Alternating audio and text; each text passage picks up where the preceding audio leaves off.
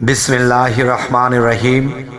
হে সমস্ত জগতবাসী, আজ আমি শামীম আলী চিশতি আপনাদের সামনে যে আলোচনাটি নিয়ে আসলাম সেই আলোচনাটি হবে কি, যে আল্লাহ এই সমস্ত বিশ্বজগৎকে সৃষ্টি করেছেন। সমস্ত সৃষ্টি জগৎ সৃষ্টি করার পরে তিনি দেখা গেছে যে ফেরেশতাদেরকে জায়গায় জায়গায় ফিটিং করে দিয়েছে। তুমি গ্রহ পরিচালনা করবে, তুমি চন্দ্র, তুমি সূর্য, তুমি নদী, তুমি সাগর পরিচালনা করবে, তুমি পাতাল, তুমি জমিন, তুমি আসমান, তুমি বাতাস, তুমি বাণী। সব বিষয় আলাদা আলাদা করে দেবতা এবং ফেরেশতারা এগুলো পরিচালনা করতেছে। যাই হোক, আমি সেখানে যাব না। হে সমস্ত জগতবাসী, আজকের কথার মূল হলো কি, যে আমাদের দেহে বান্ডের মধ্যে এমন কিছু বিষয় আমি বলবো, যে একটি কথা সাধকরা বলে থাকে যে মহাবিশ্ব ব্রহ্মাণ্ডে যা কিছু আছে তা আছে মানব বান্ডে। তো মানব বান্ডে যে কি আছে, কত কিছু আছে, একটা রেডিও এটা খুলে যখন সার্কিটটার দিকে তাকানো হয়, গিজিমিজি এগুলো দেখে কিন্তু মাথাটা নষ্ট হয়ে যায়। তবে যারা ধীরে সুস্থে এগুলো বুঝতে চেষ্টা করে তখন কিন্তু আস্তে আস্তে আস্তে আস্তে এগুলো শিখে ফেলে। তো আমি এখন যে কথাটি বলতে চাচ্ছি, হে সমস্ত জগতবাসী, সেই কথাটি হলো, দেখুন, যে স্বর্গ, মর্ত্য, পাতাল। দেখেন, আল্লাহ, নবী, আদম, এবং দেখা যায় অন্যভাবে বলতে গেলে ব্রহ্মা, বিষ্ণু, শিব তিনি মিলে এক জীব। ব্রহ্ম, বিষ্ণু, মহেশ্বর তিনি মিলে হয় এক ঈশ্বর। তাহলে এভাবে যদি যায় তাহলে আল্লাহ, নবী, আদম তিনজনে মিলে একদম, এটাই তো আসলে বোঝার বিষয়। তো আমি যেটা বলবো, যে আমরা যদি যাই যে আল্লাহ, নবী, আদম, আল্লাহর স্থান কোথায়? আমাদের যে মাথার যে এরিয়াটা, এর উপরে যেমন কোনো বাচ্চা মানুষ যদি 2 বছর বা 1.5 বছরের একটা বাচ্চা যদি বসে থাকে, তখন তার মাথার মধ্যে টিক টিক টিক টিক করতে থাকে উপর দিয়ে। ঠিক এর চর্মটির কয়েকটা পরত নিচে, যেখানে লামকাম বলা হয়, এখানে কিন্তু আল্লাহর বাসভবন। তো এখন আমি যেটা বলবো, দেখেন, আল্লাহর যে বাসভবন, সেই সিদরাতুল মুনতাহা মগজে তার ঠিকানা। তো এখন দেখেন, আল্লাহ বাসভবনে থাকবে? আল্লাহ কিন্তু সেই অফিস রুমে আসে। কে কি দরকার, কার কি দরকার, সেখানে সমস্ত জিনিসগুলো আল্লাহ সেই জিনিসগুলো দেখে, কে কি চায় সেখান থেকে দেওয়া হয়। তো এর পরে আমি যে কথাটি বলতে চাইবো, তাহলে সেই চতুর্থ আসমান, আপনার যে বুক, আপনার বুকের বাম পাশ স্থানটাই এখানে চতুর্থ আসমান। তাহলে এখানে যদি আল্লাহর অফিস রুম হয়, আর যদি সেই লামকামে আল্লাহর বাসভবন হয়ে থাকে, তাহলে আল্লাহ ওখানে থাকবে এবং অফিস রুমে থাকবে। এবং নাভির নিচে আল্লাহ কেন যাবে? দেখেন, নাভির নিচের যে অংশে, সেখানে মুকরুম যে আদম বানানোর ডিউটি নিয়েছিল, সেই আদম দেখা গেছে বীর্য রূপে হোক, সেই বীর্য যদি আমরা ধরি, সেটাও কিন্তু পানি। আর পানি কোথা থেকে হয়েছে? সে মাটি থেকে হয়েছে। তাহলে সেই মাটির আদম যখন মানুষের বা নারীর গর্ভে যখন এটা পরিপুষ্ট হতে থাকে, সেখানে কিন্তু মুকরম ফেরেশতার বিষয়। দেখেন, যে কথাটি আমি আপনাদেরকে বলতে যাচ্ছি, যে বৎসরেতে 36 দিন প্রভু এসে খেলা করে সেই গহীন গাঙ্গের পারে।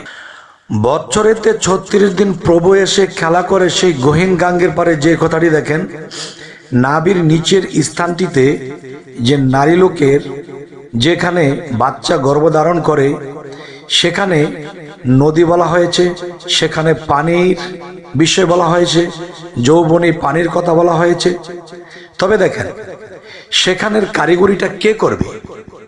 সে মুকরুম করবে। মুকরুম কিন্তু আমরা দলিল খুঁজলে পাওয়া যায়, একটানে বলা হয় যে মুকরুম কিন্তু সেই আদম বডিটা তৈরি করেছিল। তাহলে মুকরুম কিন্তু এখনো আপনার নাফসমূলে বসা আছে। আর সেই নাফসমূলের যে এরিয়াটি সেটি অন্ধকারের জায়গা। আর কাল্প পরিষ্কার বা পবিত্র বা আলোকিত জায়গা, এবং মাথার মগজ যাকে বলা হয় সেখানের কথা আমাদের চাচা গুরু জালালউদ্দিন কা তিনি বলেছেন কি, যে সিদরাতুল মুনতাহাপুরে যাইতে আসা, জানি না বিধি নেবে কিনা। ওরে বাবা, সে তো গিয়েই বলতেছে, যে যায় সে কি বলে। তবে আমি বলছি তলে তলে, আপনারা এই কথাটি শুনবেন কানটা মেলে। এখন যেটি বলবো দেখেন, যে একদল পীরের মধ্যে যারা আছে তারা একদল বলতেছে যে নাবির নিচে নবী রাসূল মেরাজ, এবং নবীর ওখানে সমস্ত কিছু, নাবির নিচে সবকিছু নবী রাসূলের মিল দেওয়া হচ্ছে। দেখেন, ফিলোসফি একটা এমন একটা জিনিস, ফিলোসফি যুক্তিবিদ্যা এমন একটা বিষয় যে দেখেন, আপনাকে জিজ্ঞাসা করবে যে আপনার কি মা আছে? হ্যাঁ। আপনি কি এই মায়ের ঘরে জন্ম নিয়েছেন? হ্যাঁ। তখন বলা হয়, আপনি যদি এই মায়ের ঘরে জন্ম নিয়ে থাকেন, তাহলে আপনি কি জানেন ইনি আপনার মা? এর কাছ থেকে আপনি জন্ম নিয়েছেন, পৃথিবীতে ভূমিষ্ঠ হয়েছেন? তখন বলবে, হ্যাঁ আমি তো জানি। কিভাবে জানেন? আপনি যখন জন্ম নিয়েছেন তখন কি দেখেছেন যে এই মায়ের ঘরে আপনি জন্ম নিয়েছেন?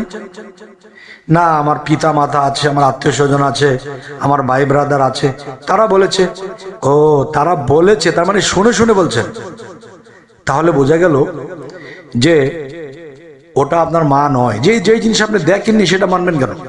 তাহলে আপনার গর্ভধারী মাকেও বাদ করে দেওয়া যায় এই ফিলোসফি যুক্তিবিদ্যা দিয়ে। আর এই ফিলোসফি, এই যুক্তি দিয়ে, এই যুক্তিবিদ্যা দিয়ে অনেক মানুষ পথভ্রষ্ট হয়ে যায়। তাহলে দেখেন যে এমন পর্যায়ে চলে যায় মানুষের, কিছু কিছু পীরের, কিছু কিছু আধ্যাত্মিক জগতে এমনভাবে খেলা খেলছে যে শেষে বলবে মোহাম্মদ ছিলই না, মোহাম্মদ বলতে কেউ নেই। এমন লোক বের হয়ে গেছে, কি বলতেছে যে মোহাম্মদ তিনি দেহ নিয়ে পৃথিবীতে ছিলেনই না।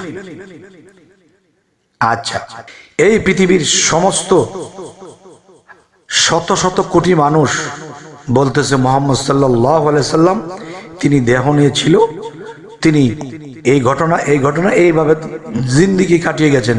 তো একদল বলতেছে কি, যে মোহাম্মদ বলতে যে একজন ব্যক্তি, সে ছিলই না কখনো।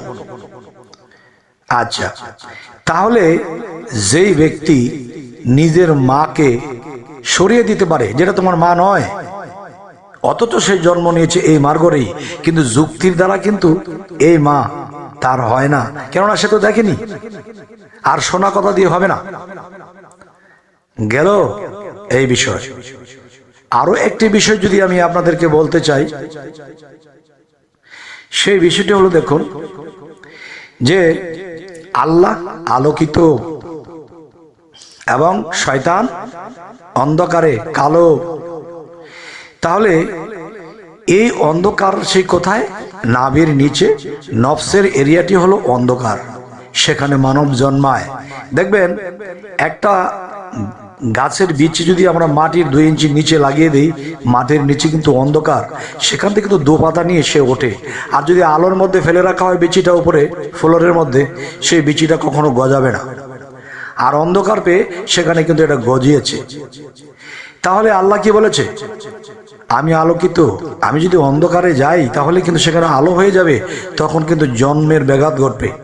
তাই সেই শয়তান তো অন্ধকারের, তাকে সেখানে দিয়েছে, তাকে ডিউটি দিয়েছে যে আদম তৈরি বা বানানো বা এর ট্যাকেল দেওয়া যা কিছু লাগে, এটা তুমি সবকিছু নফসের গোড়ায় থেকে বুঝবে। তাহলে সেই অন্ধকারের মধ্যে যদি আল্লাহ যায়, তাহলে কিন্তু আল্লাহ আলোকিত, সে আলো সেখানে গেলে জন্ম হবে না। আরেক দল বলছে কি, যে সেখানে গেলে যে বছরেতে 36 দিন প্রভু এসে খেলা করে, সেই প্রভু কোন প্রভু? কার প্রভু? কে প্রভু? এখন বলি যে লক্ষ লক্ষ বৎসর যখন এই মুকরম আল্লাহকে সেজদা করেছিল, তখন কিন্তু সে এক প্রকার ফেরেশতাদের মধ্যে তিনি প্রভু হয়ে গেছে, সরদার হয়ে গেছে। তখন তাকে সেই নিচে দেওয়া হয়েছে, অন্ধকারের মধ্যে দেওয়া হয়েছে, অন্ধকার ছাড়া জন্ম হবে না। আর প্রভু এসে যে 36 দিন এসে খেলা করে, সেটা কোন প্রভু? সেটা হলো শয়তানের প্রভু। কারণ আল্লাহর আরেক নাম হলো রব। রব অর্থ হলো কি? যে রব অর্থ আসে প্রভু। তাহলে রব যিনি রবি, যিনি রবির মতো আলো বা আলোকিত বিষয়, তাহলে তিনি তো সেখানে যাবেন না। তিনি কালবে আসবে এবং তিনি মস্তিষ্কে আসবেন এবং তিনি সারা বিশ্ব ব্রহ্মাণ্ড তিনি বিরাজ করবেন। কিন্তু এই জ্ঞানগুলো যারা দিচ্ছে, তারা আসলে কি করতে চাচ্ছে? ফিলোসফির জ্ঞান দিয়ে কি আল্লাহ পাওয়া যাবে? তারা ফিলোসফি যুক্তিবিদ্যাকে এমন ভাবে লাগিয়েছে, আপনার আপন মাটাকে যেমন পর করে দেবে, এখন বলতেছে মোহাম্মদ ব্যক্তিটা কোনোদিনও সৌদি আরবে ছিল না, কিছুদিন পরে বলবে এখন বর্তমানে আল্লাহ নেই। আস্তাগফিরুল্লাহ। হে সমস্ত জগতবাসী, আমি এই কথাগুলো কেন বলছি অবশ্যই চিন্তা করবেন। এরকম দল যারা এরকম কথা বলছে, তারা আল্লাহকে শয়তানের স্থানে নিয়ে যাচ্ছে। আমি আর কি বলবো? এই কথাগুলো সঠিক কিনা ব্যাঠিক অবশ্যই কিন্তু আপনারা জবাব করবেন। এবং আমাদের এই চ্যানেলে যারা নতুন আছেন, অবশ্যই সাবস্ক্রাইব করে নেবেন। সকলে ভালো থাকবেন। আল্লাহ হাফিজ।